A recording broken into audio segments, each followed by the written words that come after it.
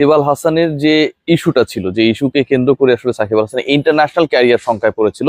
সাকিব বাংলাদেশের হয়ে রাওয়ালপিন্ডির লাস্ট টেস্টেই আসলে শেষবারের মতো মাঠে নামলেন কিনা, এরকম একটা আলোচনা ছিল। বাংলাদেশ ক্রিকেট বোর্ড সাকিব আল হাসানের পাশে থাকবে কিনা, হত্যা মামলা দায়ের করা হয়েছে, সাকিব আল হাসানের ক্যারিয়ার অনিশ্চিত, সাকিব আল হাসান দেশের হয়ে খেলবেন কিনা সেটা অনিশ্চিত। সবকিছুর বরফ গলেছে আপাতত, আবারও বলছি আপাতত সবকিছুর বরফ গলেছে, এবং সেটা গেল রাতে আমি আপনাদেরকে কনফার্ম করেছি। তার আগের দিন রাতেও আমি আপনাদেরকে জানিয়েছিলাম যে সাকিব আল হাসান বাংলাদেশ দলে থাকছে, আপাতত কোনো সমস্যা নেই। এই যে বরফ গলল, বরফ গলে একটা সময়ে এমন একটা সিচুয়েশন ছিল যেখানটা থেকে সাকিব আল হাসানের বাংলাদেশ দলের ফিউচারটাই অনিশ্চিত ছিল। এখনো বাংলাদেশের অধিকাংশ মানুষের জনমত হচ্ছে সাকিব আল হাসানের বিপক্ষে বা বিরুদ্ধে। নানা কারণ রয়েছে, সেই কারণগুলোও আমরা হয়তো কখনো ডিসকাস করব।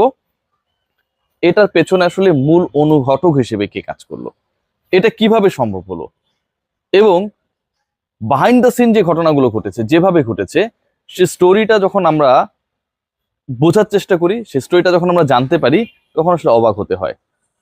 ঠিক 1 বছর আগে জুন জুলাই মাসের দিকে সাকিব আল হাসানের একসময় প্রিয় বন্ধু তামিম ইকবালকে কেন্দ্র করে বাংলাদেশের ক্রিকেট উত্তপ্ত হয়েছিল। তিনি ন্যাশনাল সাইড থেকে রিটায়ারমেন্ট কল করেছিলেন, একটা সিরিজের মাঝখানে আর ক্যাপ্টেন্সি করবেন না, এবং সেই অবসরের ঘটনা সেটা ঘটলো। কেঁদে বিদায় নিলেন আন্তর্জাতিক ক্রিকেট থেকে তামিম ইকবাল চট্টগ্রামে, তার শহরে। সেটা আমি কাভার করেছিলাম।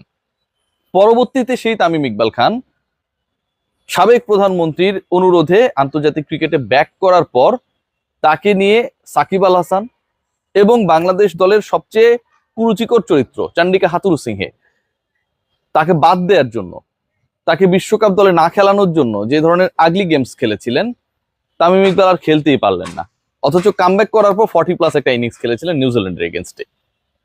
সেই তামিম ইকবাল খান যখন সাকিবের পুরো ক্যারিয়ার শঙ্কায়, যখন সাকিবকে বাংলাদেশ ক্রিকেট বোর্ড প্রথমবারের মতো এরকম একটা সিচুয়েশনে পড়ে, মানে মামলা সংক্রান্ত বা মাঠের বাইরের বিতর্কের কারণে মোটামুটি দলভুক্তই করবে না, এরকম একটা ডিসিশন নেয়ার পথে ছিল, Tamim Iqbal Khan he played a tremendous role. এবং কোথাও কখনো কোনোভাবে বুঝতে দেননি যে আসলে তিনি তার প্রিয় বন্ধু, আমি বলবো সাকিব হয়তো তামিমের প্রিয় বন্ধু না, কিভাবে ছিলেন। অনেকের সাথে কথা হয়েছে, এবং তামিম ইকবাল খান, আমি যতটুকু জানি, আমি যতটুকু নিশ্চিত হয়েছে বিভিন্ন মাধ্যমে, তার প্রথম লক্ষ্যটাই ছিল সাকিব যেন এমন কোনো বিষয়ে ক্ষতিগ্রস্ত না হন যেটার সাথে তার ইনভলভমেন্ট নিয়ে সর্বমহলে সংশয় বা শঙ্কা রয়েছে।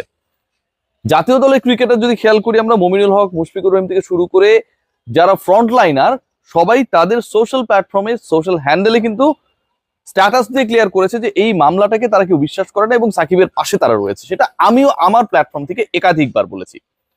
তামিম ইকবাল স্ট্যাটাস দেননি, তিনি সাকিবের যে স্ট্যাটাস সেটা ধরে রাখানোর চেষ্টা করেছেন, এবং তিনি যে পর্যায়ে গিয়ে আলোচনা করেছেন, রিকোয়েস্ট করেছেন, কথা বলেছেন, একাধিকবার ইনশিওর করার চেষ্টা করেছেন যে সাকিব যেন এরকম একটা কেসে অন্তত জাতীয় দল থেকে বাদ না পড়েন, বা ন্যাশনাল টিম সিলেকশনের সাথে যারা জড়িত তারা যেন সাকিবের এগেনস্টে কোনো অ্যাগ্রেসিভ ডিসিশন না নেয়। এটার জন্য ভাই তার একটা স্যালুট প্রাপ্য, সিরিয়াসলি প্রাপ্য। অনেকেই ট্রল করেন আপনারা যে তামিম ইকবাল নাটক করে, তামিম ইকবাল এটা করে ওটা করে, এবং তামিম ইকবালের সাথে আসিফ মাহমুদকে, আমাদের যুব ও ক্রীড়া উপদেষ্টা, ডাইনামিক পার্সোনালিটি, খুব ভালো কাজ করছেন আসলে অল্প সময়ের মধ্যে। যখন মিরপুরে হোম অফ ক্রিকেটে দেখা গেল, এটা নিয়েও অনেকে ইকুয়েশন মেলানোর চেষ্টা করেছেন।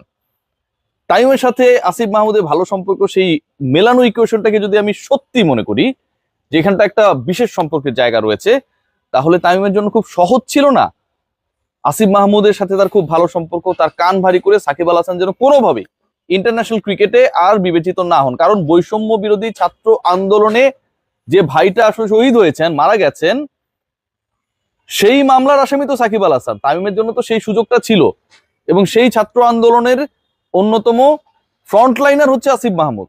তার কান ভারী করে সাকিব আল হাসান যেন কোনোভাবেই আর ইন্টারন্যাশনাল ক্রিকেটে বিবেচিত না হয়, সেই প্রেশারটা ক্রিয়েট করার চেষ্টা করতে পারতেন। তিনি কি সেটা করেছেন? কখনো করেন নাই। আমি নিশ্চিত করে বলছি আপনাদেরকে, আসিফ মাহমুদের সাথে নিশ্চয়ই অন্য যারা রয়েছেন, মিডিয়া কর্মী বলেন, সাধারণ মানুষ বলেন, কখনো না কখনো তো আপনাদের ইন্টারাকশনের সুযোগ হবে।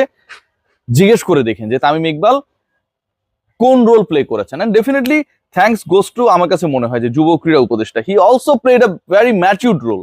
মানে আমরা তো সবাই অনেকেই আবার ট্রল করেছি যে এত অল্প বয়সে যুব ক্রীড়া উপদেষ্টার দায়িত্ব একজনকে দেওয়া হয়েছে, তারা মন্ত্রীর পদমর্যাদা এই মুহূর্তে গ্রহণ করেছেন, এটা আসলে কতটুকু তারা তাদের দায়িত্ব পালন করতে পারবেন। দেখুন বাংলাদেশ ক্রিকেট বোর্ড রিফরমেশন থেকে শুরু করে খুব ইন্টারেস্টিং পার্ট, সামনে আরো অনেক ইন্টারেস্টিং ব্যাপার স্যাপার আসবে, আপনাদেরকে অভিভূত করবে। আমি বিশ্বাস করি যুব ক্রীড়া মন্ত্রণালয় অনেক কিছুতে।